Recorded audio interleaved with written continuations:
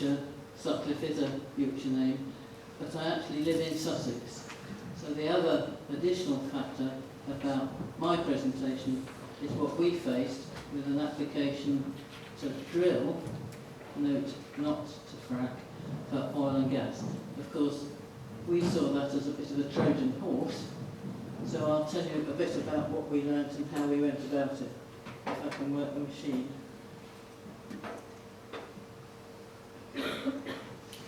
Jill? Yes? Sorry, just one second. Could we just Enlarge it. the sound? Oh, sorry. Yes, lovely. And how do I enlarge it? The picture? Slideshow. Yes, Bottom right. yes, sorry. I know where that is. I don't know how to operate it on this machine. Sorry, Jim.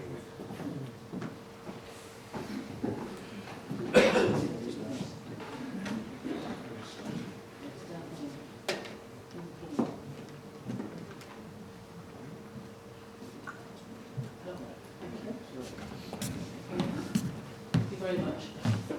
Okay, so a bit about us and Sussex. 2 years ago in May, we were faced with an application by Celtic Energy to drill for oil and gas. We knew nothing. I was on the parish council. I offered to find out a bit more. The oil and gas applications you may have heard about were to the west of us at Fernhurst in the South Downs National Park, and to the east of us at Balcombe, which hit national news in 2010 and since. I'll explain a bit about the process of fracking. I'm not an expert, and I'll explain a bit about planning and what the implications are as I understand them. So this is the middle of our village. The planned route to the site would have taken HGVs, something in the region of 19,000 movements, not just of HGVs, of all movements, down two sides of the cricket pitch where we park as well to enjoy it.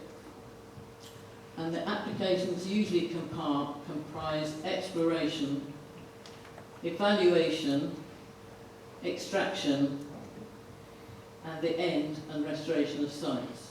Mind you, there are still a lot of wells that have been previously drilled that have no either restoration or monitoring. And above all, I'm not advocating that all sites can be monitored, but monitoring is very important. And in the new bill that went through in February, it is suggested that all sites should be monitored for a year before any drilling takes place. That's the air, the ground, the soil, the water. If you don't have that baseline, you don't know whether you've adversely affected a place. So probably aware of this, but these are the licensed areas that exist up to now. The agreements for the 14th round are about to be published, and that map might extend over most of England. So our area, the Weald, is known to have some oil and gas in it. The British Geological Society report said there was actually no gas, even though our application was for gas. And there is some oil, but it's what a Northumbrian might call rather clarty. It's not just going to flow out easily, it's rather embedded in the shale. So this is just to rehearse some of the terms, which are quite difficult. You have to be careful about the language that's used. So on the right of the screen, we've got a drill. It's gone straight down into a pool, and that's providing conventional gas or conventional oil. That will come gushing back up or flowing up and can be captured and used and taken away. That's a conventional oil well. To the left is a drill that goes down and then turns a corner and goes into the oil or gas-rich shale. And for tight sand, that has a similar turn on the drill. And that drill, on the horizontal part of the drill, will have lots of little holes in it. And then you can put materials down the drill site to force the gas or oil in the shale back out. I'll come on to that in more detail in a minute. So there's a difference between unconventional resources and conventional. In Sussex, we have some conventional oil. At the site at Singleton, we have a nodding donkey. They're quite quiet, they're hidden away. It's actually in an area with lots of trees. You wouldn't see it unless you knew where to look. That contrasts with this unconventional drill site in Lancashire, which was set up by a quadrilla. And the Singleton site, just to give you a comparison, was discovered in 1989, and 2 wells drilled at about 4,000 feet, and they produce 20,000 gallons of oil a day now.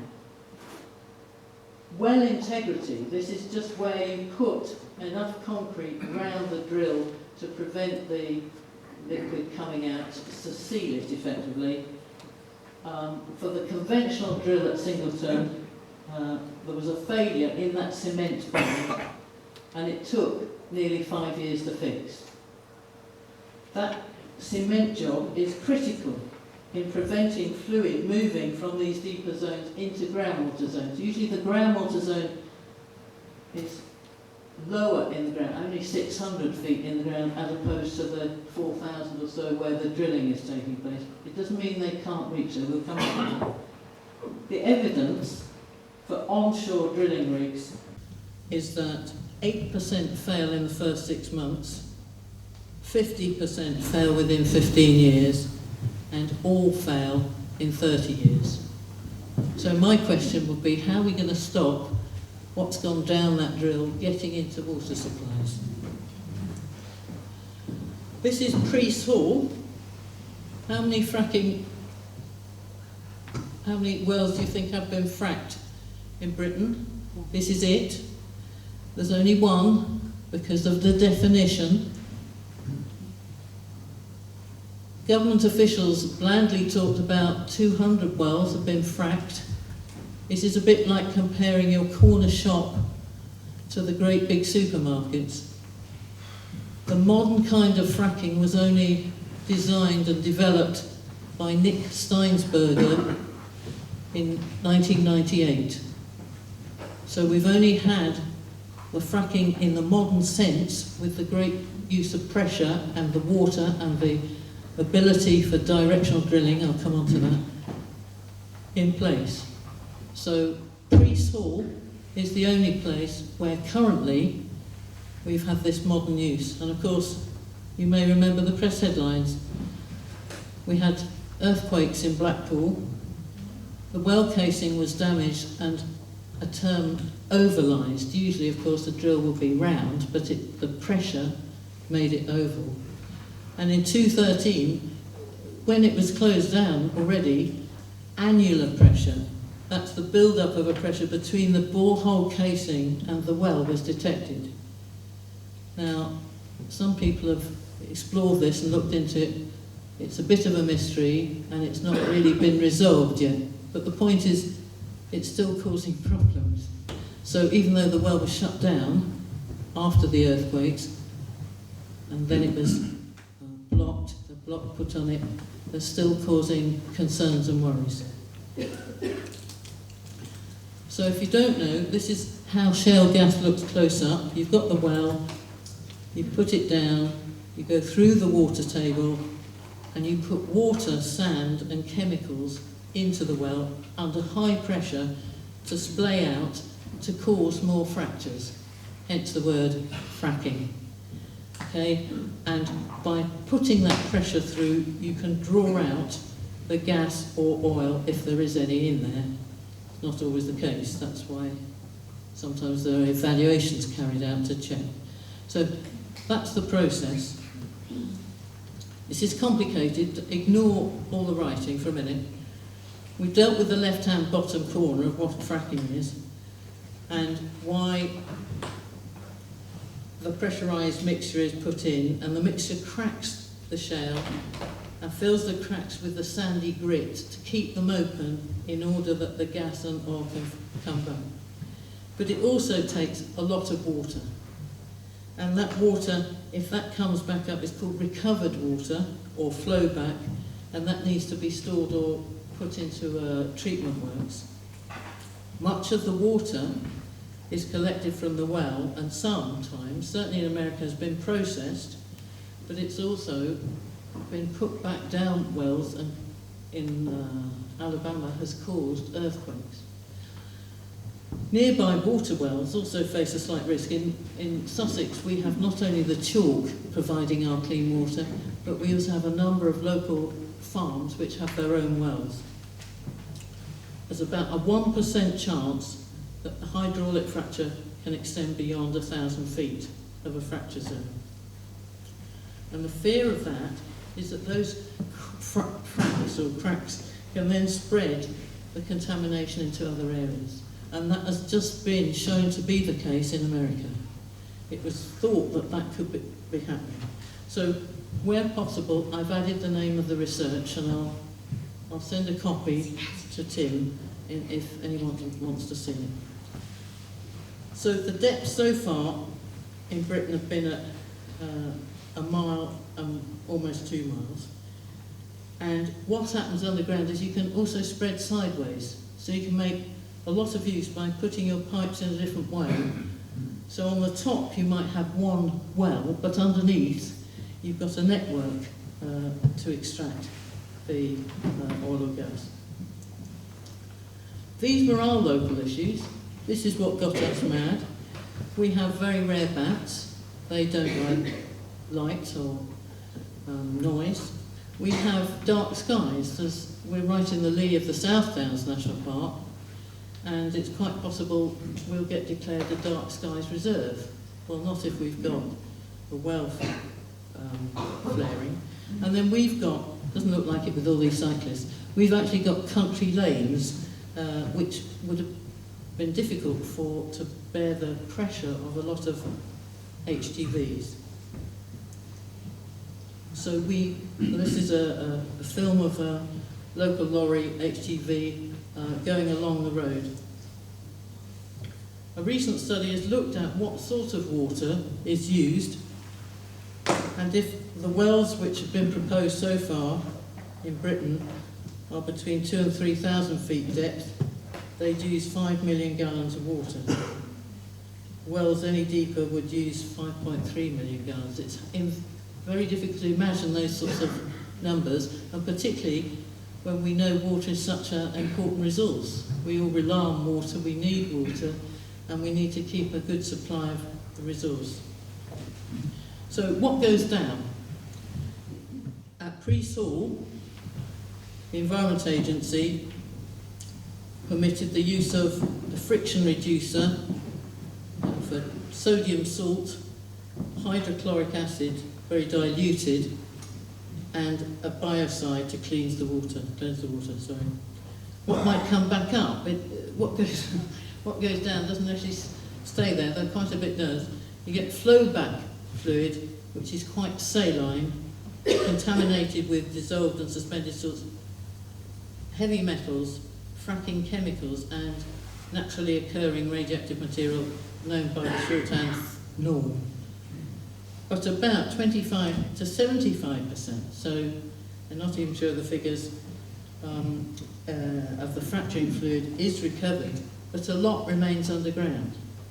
So it's not only that you've been able to introduce these mixtures down underground and then stirred up NORM underground, it can stay there and then spread out. Now, when you're talking about one well, and one drilling well, it can extract just a bit from around where the drill reaches. It's like a suction. You can imagine a pond of water and being able to suction out that through a pipe, but then the next door pond you couldn't do without putting another drill, and then you'd exhaust the supplies down there and you need another one. This is the distribution of the drilling of unconventional wells in Arkansas, 8 per square mile, sorry. And I mean, that defies belief, doesn't it? We haven't got those. That wasn't me. we have that sort of open ground. This is a bit hard to read at a distance.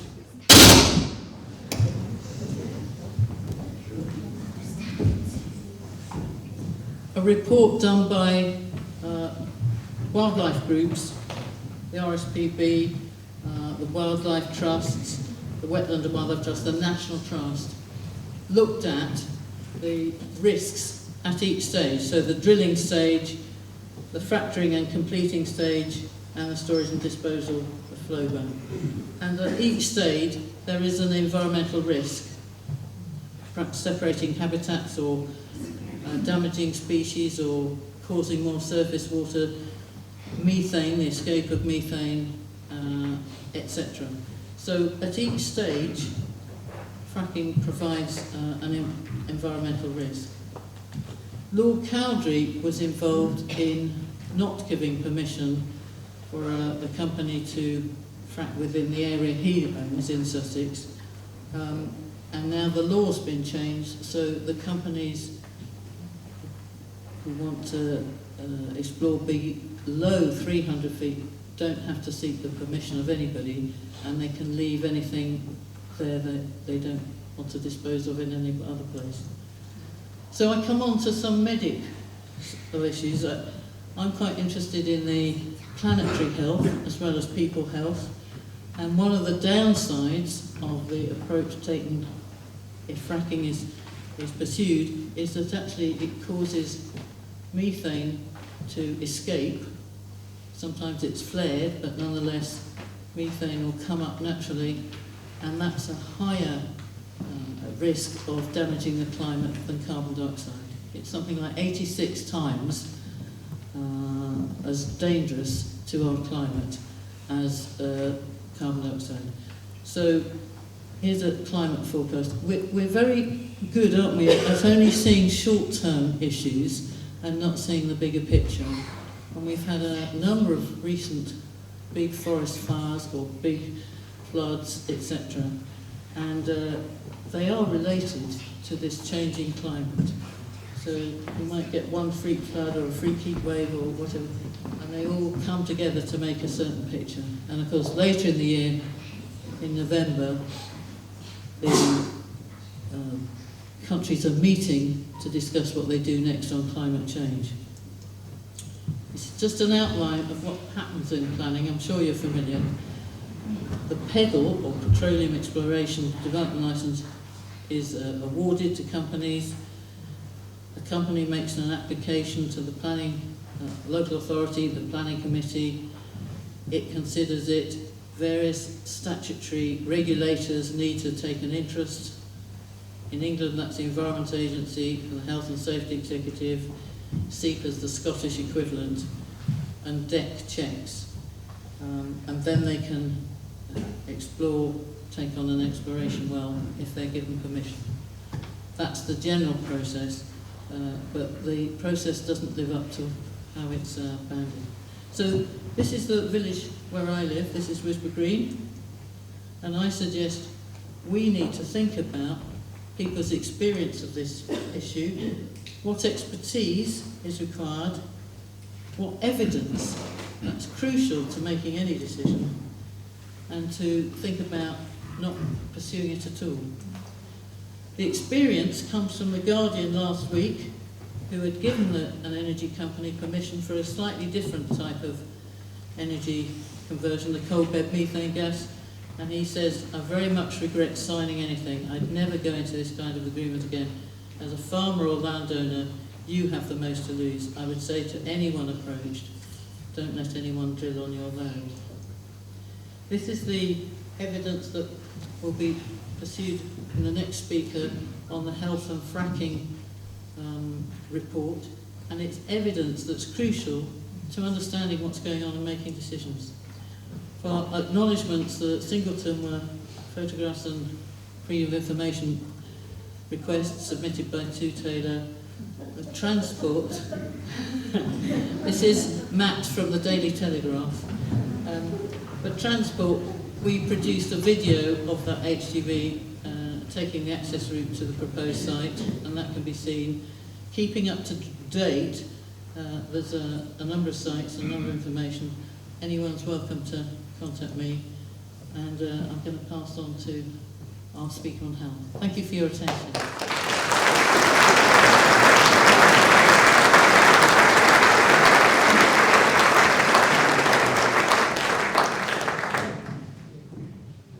Thanks, Jill, very much. Sorry about the shrieking microphones.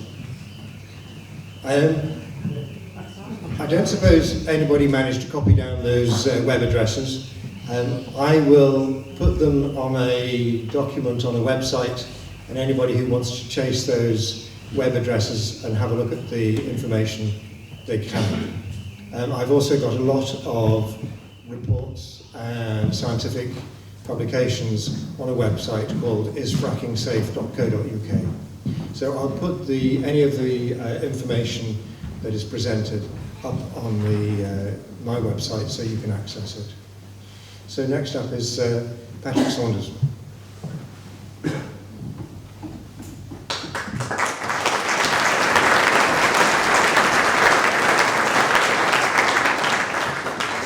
Kind of you to clap before I even spoke. I think the key moment is to see whether you clap after I finished. That would be much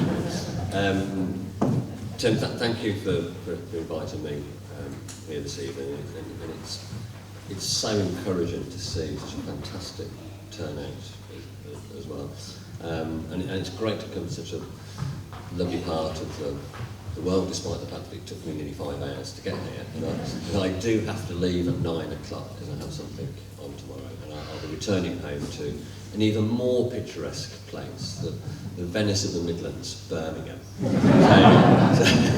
So I'm familiar with sort of semi-rural environments. I'm going to be talking, as Tim and Jill said, about the public health dynamics of fracking.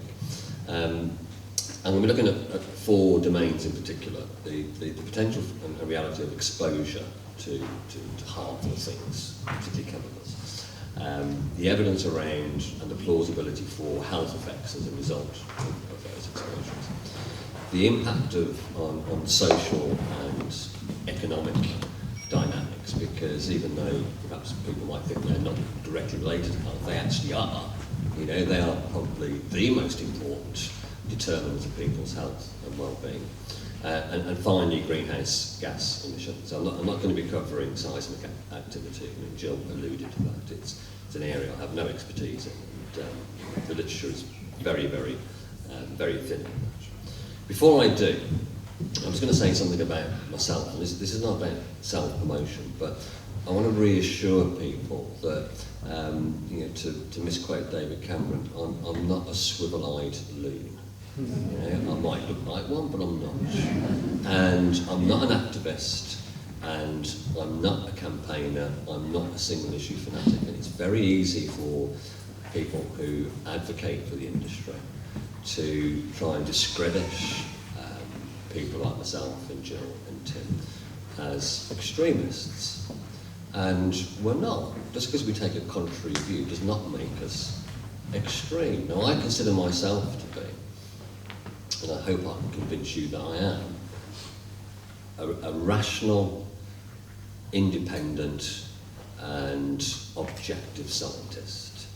My career involved a lot of accessing evidence, accessing data, interpreting it, and coming to conclusions based on that evidence, no matter how challenging sometimes those conclusions are. I've been blessed enough, and I never thought I'd be sharing a panel with a bishop. Oh, it's so cool.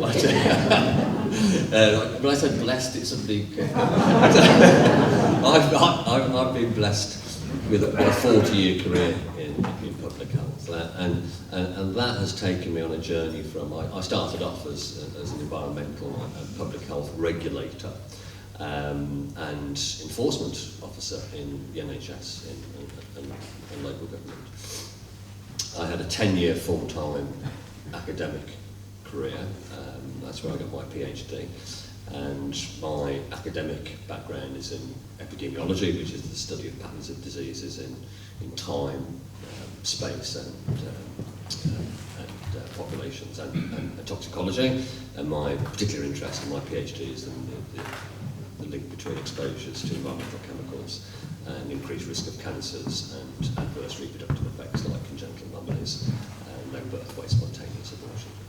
And I'm relatively widely published in the respectable literature. I've presented at and been a member of several international and national expert panels, including the Royal College of Physicians, the Committee on the Medical Impact of Air Pollution, and a number of WHO and EU committees. So I think that should reassure you that I have some academic credibility as opposed to being a complete lunatic. And the last 10 years of my full-time career, I worked for, and so I'm going to correct him, I've never worked for PHE, because Public Health England, because I'd left before the HPA, which is the Health Protection Agency, became PHE. But I worked for the HPA and for the NHS in the West Midlands as Assistant Director of Public Health. And during that time, I investigated several allegations from concerned communities about clusters of diseases that they thought were related to some putative source of environmental contamination. And they were largely landfill sites, foundries, because I'm from the West Midlands, incinerators and cement plants. I investigated several of those. In most of those investigations, after having reviewed the evidence and reviewed the data and reviewed the plausibility, I concluded, and I went on record and spoke in front of audiences and said that no, there is no plausible public health impact here. And that was very, very difficult in some circumstances, because it's not what the community wanted to hear. But the job of a scientist is not to say what people want to hear, it's to speak truth unto people and to power. And I have done that many occasions. So I hope that gives you some reassurance, perhaps some people who are a bit uncertain about my pedigree, of my objectivity. And in terms of independence, I retired from the NHS in 2013. I maintain an academic several academic appointments. I'm active in research, and I'm a director of, which would sound really grand, director of research and public health consultancy, it's me. But the point of that is that I receive no funding for this work at all. I'm not a member of MEDACT. I don't contribute to MEDACT at all. I was asked by by the Faculty of Public Health, of which I'm a member, responding to requests from MEDACT for a public health input into their report. And at that stage, I have to say I was pretty equivocal about fracking. And what I did, as all scientists will do, is you look at the evidence. What's been published in the academic literature, what's been published in the peer-reviewed literature, and let's have a look at the data. You know, what are the data about? What chemicals are going in, what chemicals are coming out. And the more I looked for this stuff, the more uncomfortable I became. Because despite this being a massively controversial process, and despite the huge numbers of wells in the States and in Canada and Australia, the literature is really, really very thin indeed. I mean, you're talking about tens of papers that would pass sort of quality test in terms of writing a systematic review. And in terms of actual data, again, for such an important development, my view is that there just aren't the data available for responsible scientists to make a definitive public health judgment one way or another. Now, having said that, there is a direction of travel developing in the literature, in the sense that there are more papers being published which suggest or demonstrate an exposure and health effect than aren't. But there are question marks about some of those papers in terms of the quality, but there's certainly a direction of travel. And the issues around the economic and the social impacts, I mean, Jill's slide showed quite nicely that those sort of rural idylls being transformed by a really intensive industrial process is going to have major impacts on the local community, even if they're not health impacts. I mean, that's just common sense and derived from first principles. And also the implications for this technology in terms of greenhouse gas emissions. My interpretation of the science here, it runs completely contrary to the central government view that this is a clean technology and will actually be better for global warming. That doesn't stand scrutiny for me. So on the basis of those criteria, my view, and it's reflected in the MEDAC report, is that we need to go very slowly here. We need to draw breath. And that means either stop doing it, or at least slow down until we have a respectable body of literature and evidence and a deeper understanding of the nature of the process. Because, as Jill demonstrated, they're going a long way down, there's high pressures, high temperatures, there's all sorts of chemicals being involved.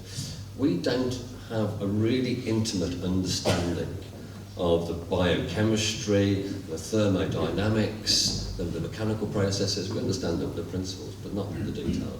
And until we have that level of knowledge, my view is that we should be very cautious. So, in terms of exposure, Jill partially covered that, and this is critical.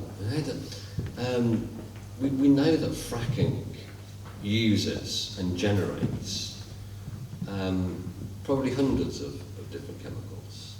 There are probably lots that we don't know about because these chemicals interact and they break down. And we're probably not familiar with them. No, we are not familiar with all the byproducts. And some of those chemicals are extremely toxic. Some of them are genotoxic carcinogens, and that means there is no safe level of exposure.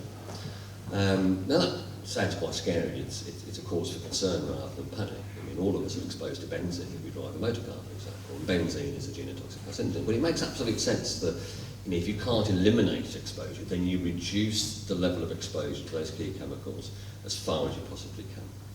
The same with particulate matter, the fine particles from things like diesel engines. 29,000 people a year die in this country, in the UK, from prematurely from exposure to particulates. And that's a non-threshold challenge. There's no safe level of exposure. Now, we can't live in a world where there is no exposure to particulates. That would be ridiculous. But again, should we be increasing the level of particulates in a particular area if we don't have to, and if the cost of that is too great in terms of health and well-being?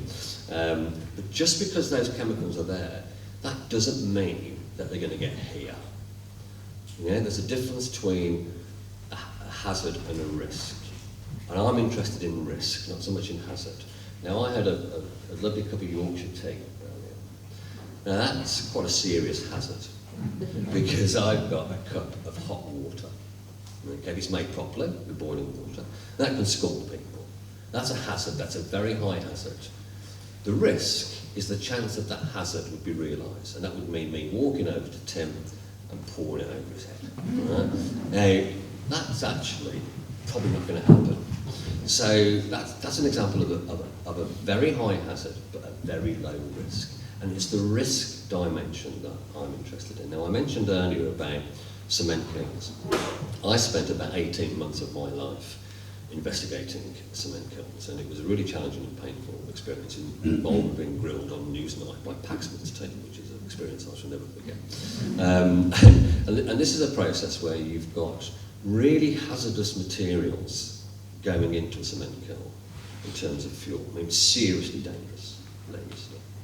And local pressure groups are very worried about this. But the process is essentially enclosed, and it's at 1400 degrees centigrade. It's a very alkaline environment, so that destroys all the acid gases. So there's horrible stuff going in. There's virtually no horrible stuff coming out. And that's the reality of cement kilns. And also, the benefit I had is I had thousands upon thousands of data items. I had really good quality data on what was going in, what quantities, what was happening in the process, and exactly what that process was about. And also I had thousands of environmental samples. Now, you can't say the same about fracking, because those data simply don't exist or are not available to us. Now, in terms of exposures, if you look at the literature, there are some plausible publications. There are some quite worrying occupational health studies which show workers on the site being exposed to levels of crystallised silica, which is implicated in silicosis, a progressive lung disease, or a GP. Yeah, so I better get this right. A progressive lung disease it's a very serious condition, and can lead to lung cancer as well. At 10 times the occupational standard, and those are good quality studies. There's a study published this year measuring levels of polycyclic aromatic hydrocarbons, PAHs, as you'll see in the MEDAC report. And I mention this because it's pretty much hot off the press, and it's a very respectable study. And that's conducted a lot of environmental samples in the vicinity of fracking wells, and that shows a very clear relationship with proximity. The closer you get, the more exposed you're going to be to PAHs. And some of those are genotoxic, some of those are carcinogens. There are also papers on contamination of surface water and groundwater, and it's undeniable, and I don't think anybody from the industry would challenge this, it's undeniable that there is the potential for release of chemicals at every stage of the fracking process. Every stage. The question is how severe, how much, how long is that exposure? And we have some signals in the literature, but really not enough to make an absolute decision. But again, the direction of travel is really heading one way, in that there are potentials for exposures, and there really are exposures. And also, the other thing that we tend to dismiss in this country is the impact of nuisance. You know, nuisance is not just nuisances are not just irritations. Nuisance is a legal term in British law, and it derives back to common law, and it's the basis on which public health is founded. And these are things that are prejudicial to health, or likely to be prejudicial to health, or interfere materially with the use and enjoyment of your land. Now, again, Jill alluded to the movements of heavy goods vehicles in a community and an infrastructure that wasn't adapted for them. You know, 24-hour operations, 24-hour lighting, noise, traffic, dust. Now, I'm very strongly of the persuasion that these things directly affect health. There is some quite good evidence that those sort of health effects are exacerbated by stress. So if you're feeling worried about stuff, and particularly in deprived communities, you're getting a double whammy because you've been exposed and you're also more vulnerable to that exposure. And that seems to me to be a complete injustice, and I'm so glad I've got injustice with the Bishop present in my presentation. And don't underestimate those factors. They have a really powerful, direct, day-to-day impact on people's health and well-being.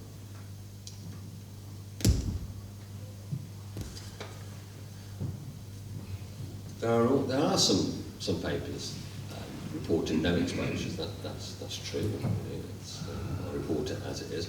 There are also some reports that yes, that there are risks of exposure, but they can be successfully regulated and managed by the industry and regulators. And this is where we get this concept of what's it called? Gold-plated regulation, or gold standard regulation. Now I have a problem with that, because this implies there's a sliding scale of regulation. You know, if there's a gold standard, then presumably there's also a silver standard and a bronze standard and a pewter standard and a cotton standard.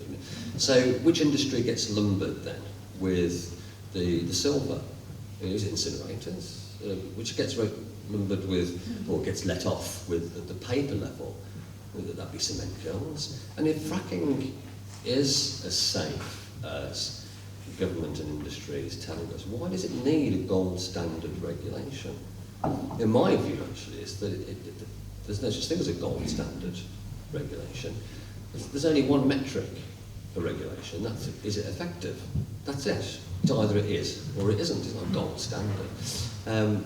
The other issue with regulation is that it's reactive. You know, I worked as a regulator for many years, and you're responding to problems. So you have an emission, you have an exceedance of a standard, so you go out and you address it. That might happen again 6 months later, you go out and address it. Regulation doesn't necessarily, it's getting better, but it doesn't necessarily prevent problems happening in the first place. Where I would support this idea of a gold standard regulation is in terms of the funding, the resourcing of regulation. And that is a problem. It's a problem in the States, and it's certainly a growing problem in the UK with financial compacts in the Environment Agency and Health and Safety Executive and local authorities. Are there the resources available to these regulators to be able to police the industry appropriately? And I'm unconvinced that that's the case, and that necessarily then leads on to an increasing reliance on self-regulation, which I'm not completely opposed to. There is certainly a role for self-regulation, but an over-reliance on self-regulation can be very, very dangerous, and we saw the consequences of that in the financial crashes, for example. So we know how well self-regulation worked in that sense. And there's also a body of opinion, and one that I would share, that some of the impacts of fracking, actually, I don't think you can regulate to a level below what we would consider, or I would consider to be a satisfactory level on their own. I don't think regulation is going to be enough. Okay, health. If there are relatively few papers around exposure, there are even fewer around health, but there are some, and there are papers looking at cancer effects and non-cancer effects, such as hospital admissions and congenital anomalies, and also self-reported health effects. There's a very large study recently published in Pennsylvania which showed a highly significant relationship between hospital admissions for particular conditions, and in particular cardiology, with proximity to wells, and also the density of wells per square kilometre. And that's a relatively strong study, and very recently published. 2014 McKenzie study, and those of you that looked at literature will be familiar with McKenzie's work, and she's a very well respected scientist, and she again found a significant link between certain congenital malformations, particular neural tube defects and heart defects, with maternal residential proximity to wells. And she also found increased non-cancer and cancer risk estimates associated with proximity to wells. Now, it's important to say there are some papers that have been published which don't show a link with health. And there are issues with all of these papers around the methods that have been used in a scientific sense, and you know, the scientist has to take those sorts of things into account.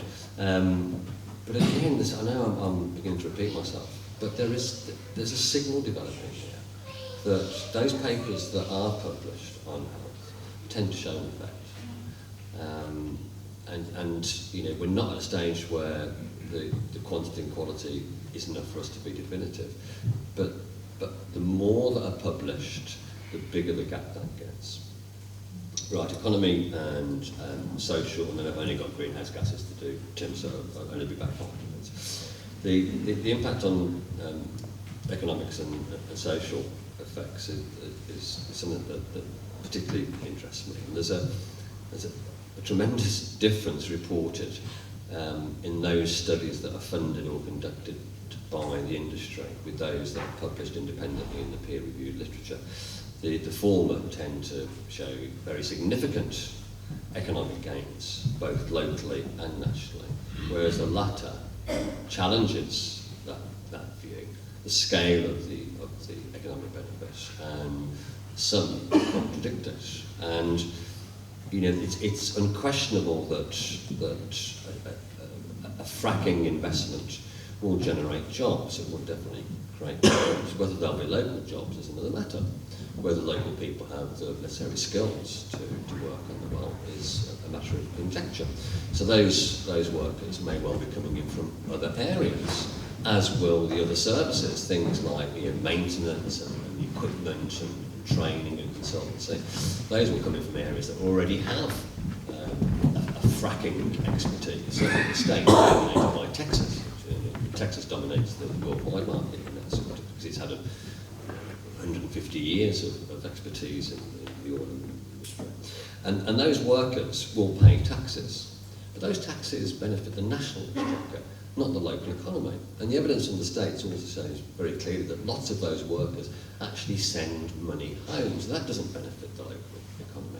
There's a long history of extractive industries being associated with poor economic growth. Now, locally, that sounds like a tautology, but it's well known in this field, and it's called the resource curse. Areas and countries with abundance of natural resources tend to be associated with areas and countries of poor economic growth, and it's because of the over-reliance on a single industry.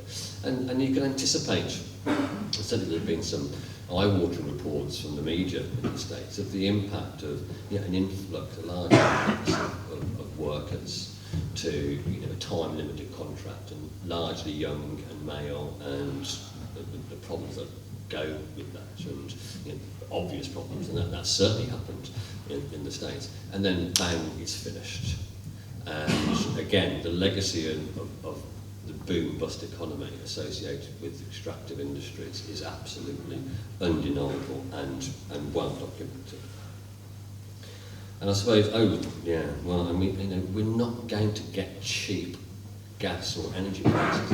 I think even the strongest advocate of fracking in the UK would concede that. Government certainly accepts that, because the nature of our energy market is a European market, not an American market. And a lot of research around the Barnett shale in Texas. That's been going for 10 years, and that found no significant economic gains locally.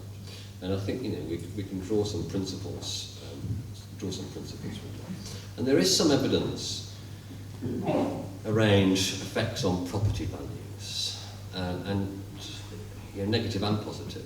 Rental values will probably go up as workers move temporarily to an area, but negative impact on properties in the vicinity of the well. And also emerging concerns in both the US and the UK, the impact on insurance and mortgage market. Will people be able to get mortgages? Will they be able to get house insurance because of vicinity to fracking? That's a serious, that's the most important capital asset people ever have in their lives. That's a significant importance. And just driving round here and round to, I'm from Birmingham, the Venice of the Midlands. If you fracked in Birmingham, nobody would notice.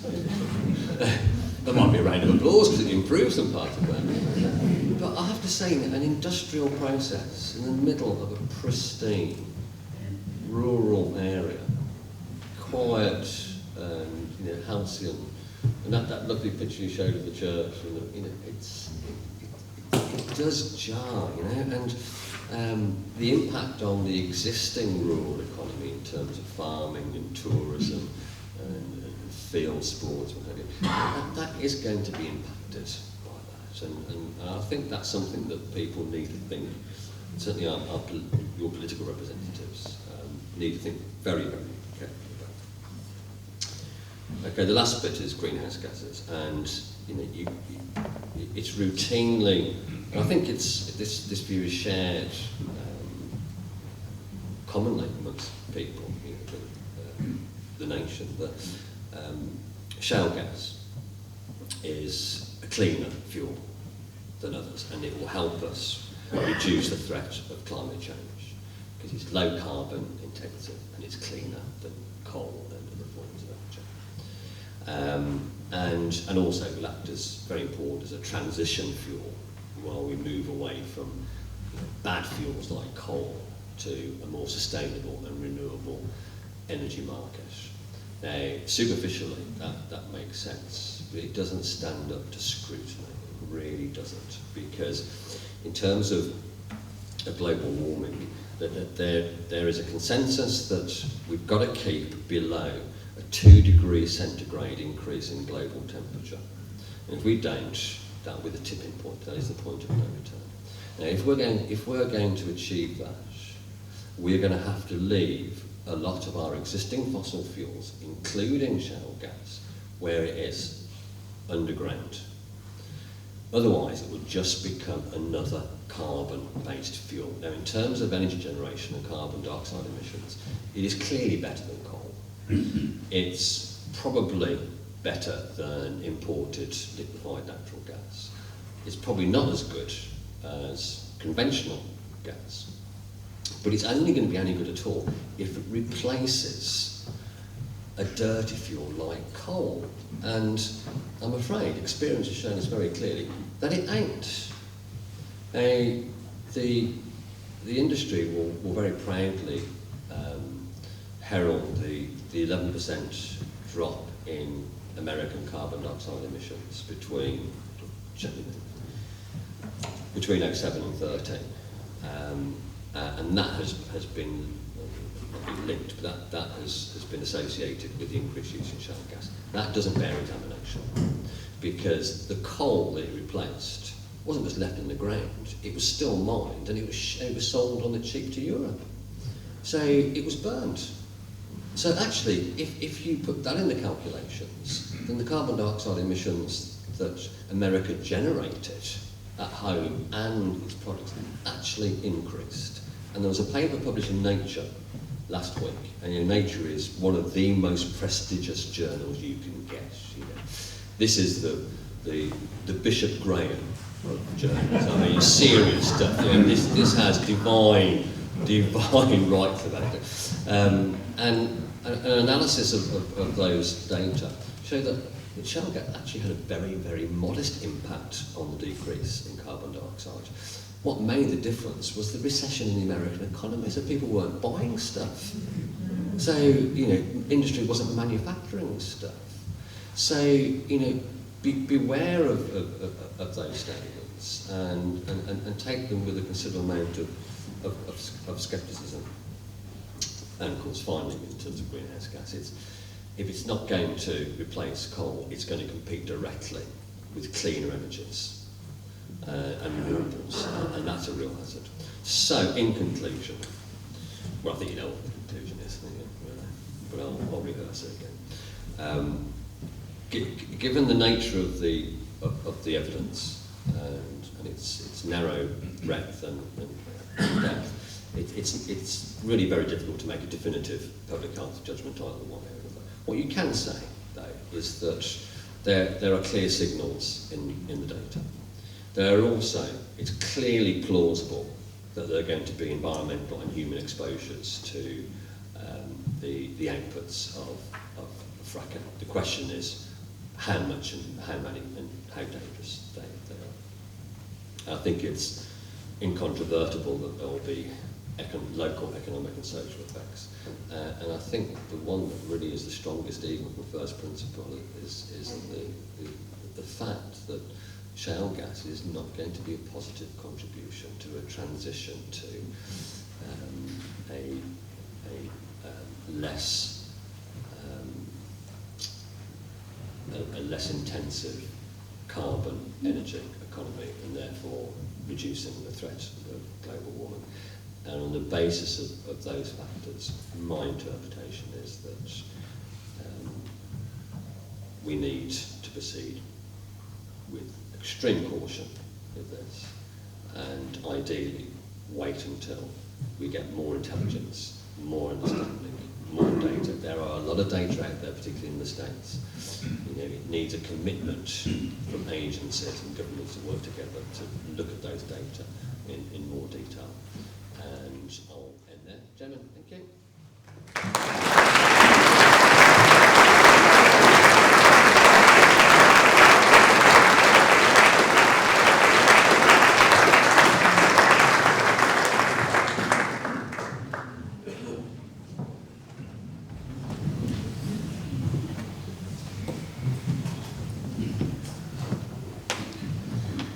Well, good evening, ladies and gentlemen. After the build-up from the last speaker, I'm going to be an Episcopal disappointment, but we will see how we do. You've heard that I'm a bishop in the Church of England, recently retired but still active and with some responsibilities in this Diocese of York. Tonight I'm speaking on my own behalf and not on behalf of the Diocese or the Church of England. But let me just say that the General Synod of the Church of England met in York earlier this month. It had a major and very serious debate on climate change, and it then applauded and voted in favour of a change in the investment policy of the Church of England, which has led to a £12 million disinvestment in shares in 13 oil and mining companies on the basis of climate.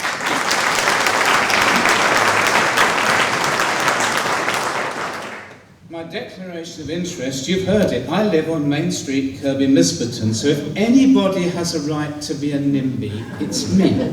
Okay? And the Energy Secretary Amber Rudd said recently that she quite enjoyed seeing wind farms, but wouldn't want one in her home. Even David Cameron would be a NIMBY if they wanted to frack as near to our house as to his. But I'm not a NIMBY, I'm a NIABY. No, don't look it up in the dictionary, you won't find it, I invented it. It stands for not in anybody's backyard, because that's the conclusion I've come to about fracking. I believe fracking raises moral issues and is a threat to human flourishing, and tonight I want to explain why. I spoke recently on the phone to the energy editor of the Daily Telegraph. She contacted us because she heard we were local residents opposed to fracking. She heard my reasons and then said, "Do you mean you think this is a moral issue?" It didn't seem to have occurred to her.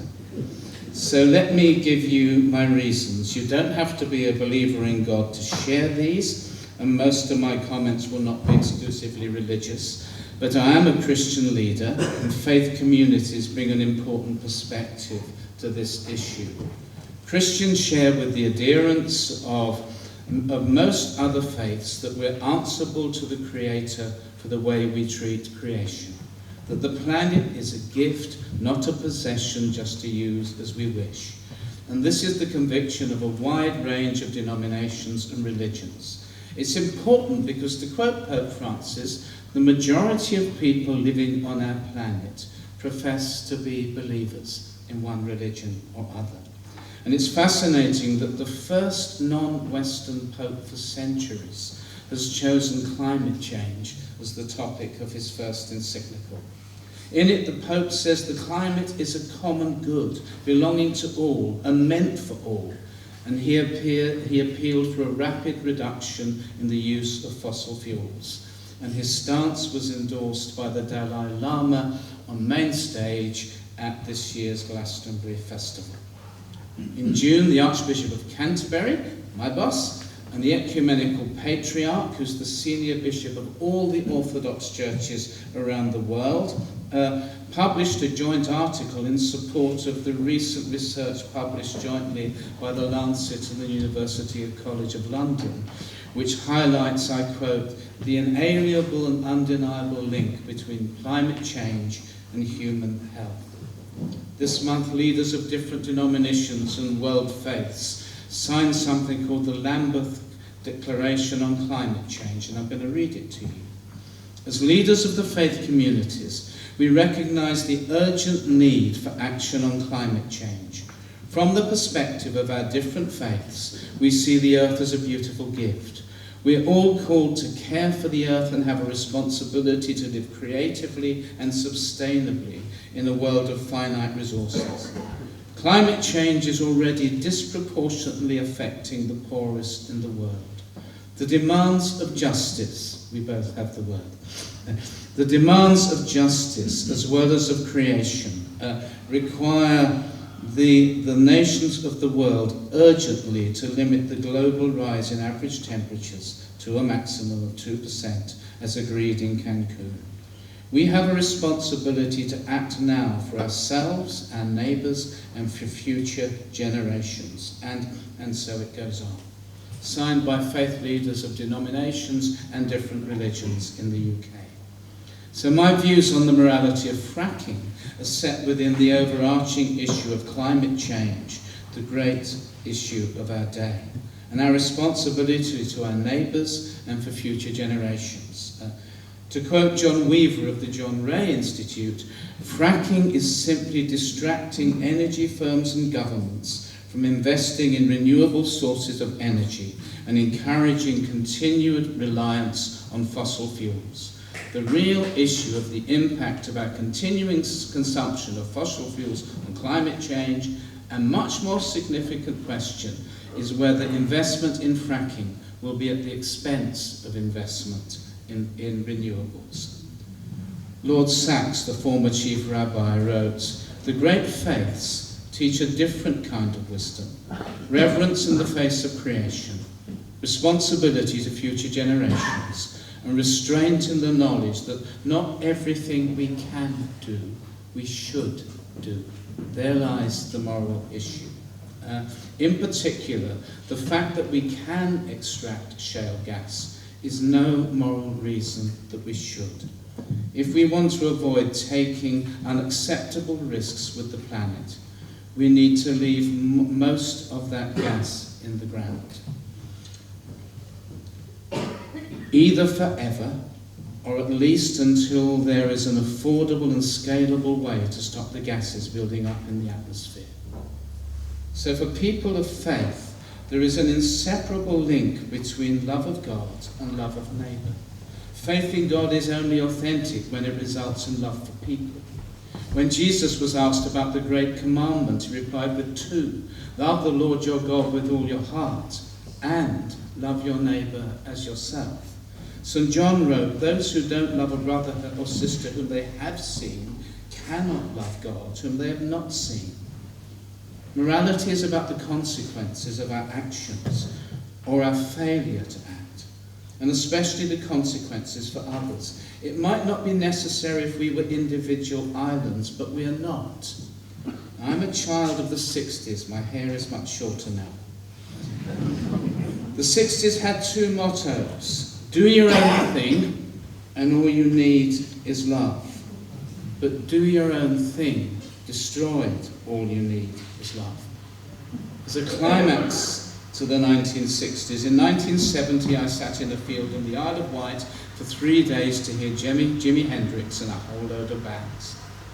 I find it slightly ironic that 1970 is also the key date for the start of the marked increase in carbon emissions, and I hope it wasn't triggered by the 600,000 of us who crossed the island to go to the festival. Moral choices are rarely black and white. They're judgments about the effects of our actions.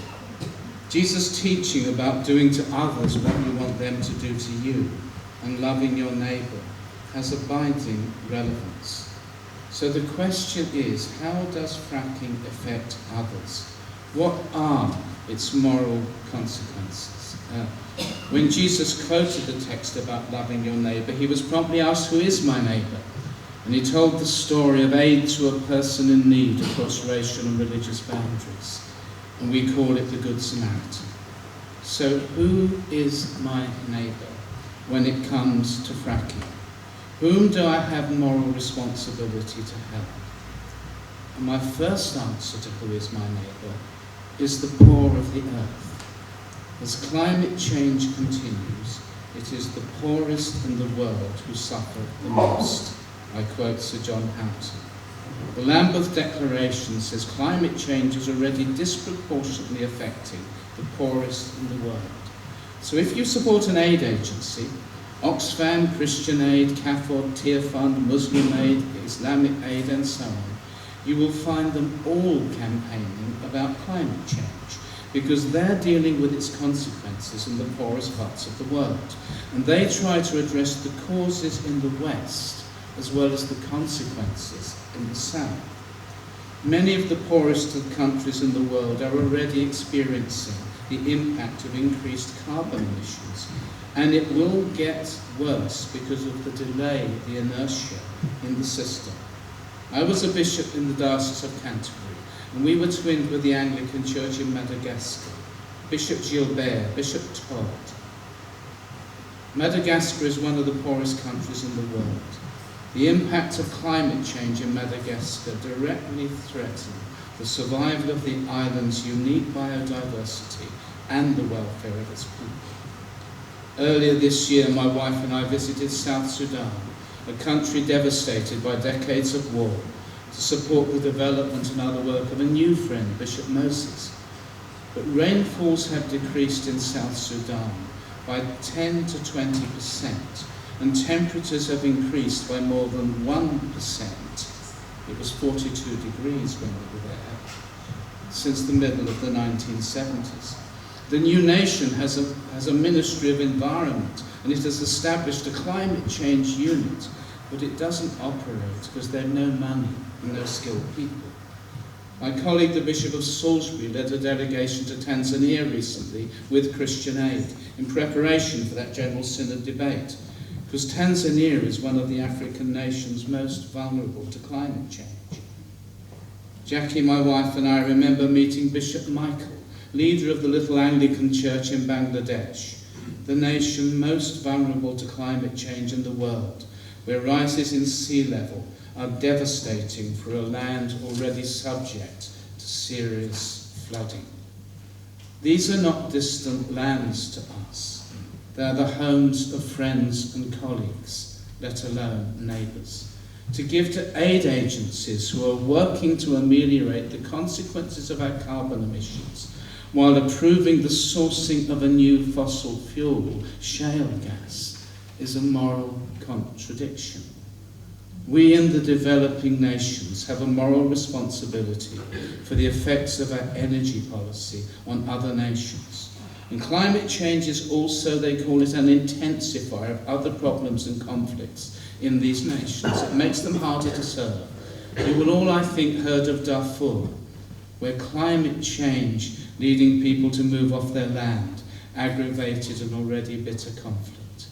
We have a problem with migrants, with refugees at the moment. It will seem trivial if we fail to reduce carbon emissions. More land becomes desert or perpetual flood. Prepare for the arrival of the climate refugees. For the sake of the poor of the earth, we need to keep shale gas in the ground. More briefly, my next neighbour is the next generation. Gases emitted now, says Professor Michael Northcott, will cause atmospheric changes up to 50 years hence. Climate change affects the poor of the earth now. 50 years on, it will affect everyone. Intergenerational solidarity involves choices about what sort of world we pass on to our children. Listen to this quote from Save the Children. The year 2050, when the impacts of climate change will be strongly felt, may seem like a distant future for politicians, but it is our children's future, and they have the right to have it protected. Another quote from Michael Northcott, who's a professor of ethics at Edinburgh. If present humans are making the earth uninhabitable for future generations and species, and for some presently existing peoples, by their lack of prudence in burning excessive amounts of fossil fuels, then they have a clear and urgent moral duty to moderate such activities. So if you give to Save the Children or children in need while supporting fracking, there's a moral contradiction. For our children and grandchildren's sake, we need to keep the shale gas in the ground. I have another neighbour, it's called the planet itself. It's our home where we are part of a community of creatures. In our recent history, we've treated the earth as though it was a local takeaway. Open 24 hours a day. Have as much fast food as you like. But it is our home which we are degrading by our way of life. To change the metaphor, we are in danger of soaring off the branch that we are actually sitting on. According to a recent analysis of 131 research reports, 1 in 6 of the planet's species will be lost forever to extinction if world leaders fail to take action on climate change, a tragedy with serious ramifications for people as well as for ecosystems. The study suggests that the rate of extinction accelerates with every degree of increase in temperature. And even if governments do manage to hold global warming to 2% over 1 in 20 species still face extinction. Flamingo Land in my village has a partnership with the University of York's Environmental Department, the Udwanga Forest Project. It's an integrated conservation research and education project based in Tanzania, one of the countries most threatened by climate change. How ironic that Rydell might be simultaneously a source of increased carbon emissions and the home of a programme of conservation aimed at reducing the very damage that they cause. For the sake of the planet and its biodiversity, we need to keep the shale gas in the ground. My next neighbour is Rydell, our immediate home. My first concern is simply well-being. To frack here is contrary to the long-term well-being of this district and county. This conviction I've arrived at cumulatively. I haven't jumped to the conclusion. I took time to make my mind up. But then I read the House of Commons Environmental Audit Committee report on fracking from last January, compiled by a cross-party group of MPs, including Caroline Spellman, who was Secretary of State for Environment, Agriculture and Rural Affairs in the first part of the coalition government, and who has spoken openly for a moratorium on fracking. The report lists question after question where there are unsatisfactory or unproven answers. Groundwater quality, the quantity of water required, wastewater and its safe disposal, air emissions, methane, health as we've heard tonight, habitat and biodiversity, seismic activity as in Lancashire, noise and disruption, and inadequate and fragmented monitoring regimes. We need much better answers if we are to believe that fracking is safe and good. My second concern, we've heard it already, it's about scale. At the Westminster Hall debate on shale gas, which our MP Kevin Hollinrate calls and held a few days after a meeting in our village.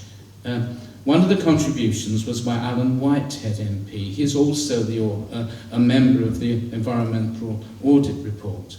The estimates are, he said, that in order to divert, let us say, 10% of our gas supply from conventional gas into shale gas, we would need to drill somewhere between 10,000 and 18,000 wells, and they would all have to be re-drilled over a period.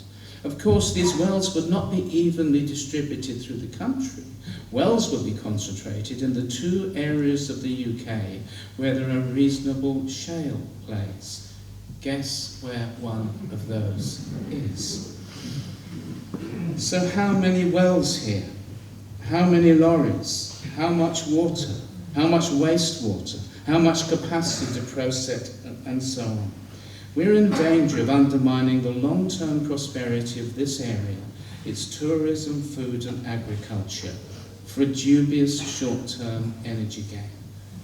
It seems to me it is absolutely crazy. I will use a theological word, it is barking. To do it at this particular moment, when the Tour de France and the Tour de Yorkshire have drawn the attention of the world to this beautiful place. It's not just national parks and areas of outstanding beauty, it includes all that you can see from them and what you are doing under them, let alone the well-being of every local community near a well. It's for the sake of Rydell we need to keep shale gas in the ground. And of course then there's Kirby Misperton at KM8. And as we say, it all begins with one well. So for the sake of Kirby Misperton and all other local villages, we need to keep shale gas in the ground. Fracking is not for the common good. Fracking has no social license, and if it was imposed, then democracy will be being further undermined. The only possible moral reason to allow fracking, you've heard this before, but let me underline it, assuming that it were safe, would be as a brief interim solution until renewables can replace fossil fuels, as they say, to keep the lights on. But that is unlikely to be the case. For a start, I'm going off script, this is very dangerous. Can you hear any major energy company saying, we'd like you to do this for 5 or 6 years, but then you have to stop? To quote the Environmental Audit Committee again, any large-scale extraction of shale gas in the UK is likely to be 10 to 15 years away. By this time, it is likely that unabated coal-fired generation will have been phased out to meet EU emissions directives. So fracking will not substitute for carbon-intensive coal. You've heard it twice tonight. Continually tightening carbon budgets under the Climate Change Act will have significantly curtailed our scope for fossil fuels energy. And as a consequence, listen to this, it's from a group of MPs, only a very small fraction of the possible shale gas deposits will be burnable. It won't be there in time to replace coal, and our very proper international limits will not allow us to burn it if we've got it. Or we breach our international climate change commitments. The report said a moratorium on the extraction of unconventional gas through fracking is needed to avoid the UK's carbon budgets being breached in the 2020s and beyond, and the international credibility of the UK in tackling climate change being critically weakened. Most troubling have been our new government's commitment to deliver shale while cutting subsidies on renewable. Especially concerning, in my view, is the axing of plans to make all new homes carbon neutral from 2016. It does look as though the policy to go for shale is to substantially replace renewables with disastrous effects for the planet. The British Academy is one of 24 national institutions, including the Royal Society, which has just written a joint letter to the government ahead of the Paris summit, urging immediate action on climate change. Its president, Lord Nicholas Stern, said the UK led the world with both the modern scientific revolution and the industrial revolution, and must lead again on the creation of a safer, cleaner, and more prosperous world. My interpretation: we have a moral responsibility to act on this because we are part of the cause. But these institutions go on to say, while the threats posed by climate change are far-reaching, the ways in which we tackle them can be a source of great opportunity. There exists vast potential for innovation, for example in low-carbon technologies. Capturing this potential quickly and effectively will drive economic progress. And there's significant additional benefit available from climate mitigation and adaptation actions, including food, energy and water security, air quality, health improvement, and safeguarding the services that ecosystems provide. In other words, there is a better way, and fracking is a major distraction from it. Fracking is being promoted as part of the delusion that climate change is really not as serious as the science indicates, or that it can be solved without significant changes in our way of life. The problem is not that the science is wrong, but that it is inconvenient. And that is a moral issue. Climate change is an issue which affects us all morally, in a way few others have. I quote from Professor Northcote: "The predicted extent of climate change is a novel moral problem. Most people in the British Empire didn't own slaves, even though an important proportion of the wealth of the empire was built on the profits from slave labour. But every individual who's driven a car, or flown an aeroplane, lived in an energy-hungry modern house, bought clothes or computers made 10,000 miles away, or brought shares in large corporations, is fractionally involved in global warming. It's a fundamental issue of our way of life. There is great generosity in the UK. We give amazingly where there is an overseas crisis, but we fail to recognise that we are contributing to the greatest crisis of our age. Some energy companies speak of sacrifice zones to describe the areas most impacted by their activities. Doesn't that make you feel comfortable, by the way? Well, climate change requires a different form of sacrifice of us all. We need to keep less lights on. There are two forms of immorality: doing what is wrong and doing nothing about what you know to be wrong. The greatest moral threat to which fracking contributes is being blind to the possibility of a genuinely better life. If we use shale gas and other fossil fuels to try to sustain our current way of life, all we do is degrade it. Carbon emissions have no mercy. But we have the God-given ingenuity and creativity, as the British Academy suggests, to create a better, more sustainable way of life, more in tune with the limits that our planetary home imposes on us. I oppose fracking for the sake of my neighbours and in favour of a better way of life.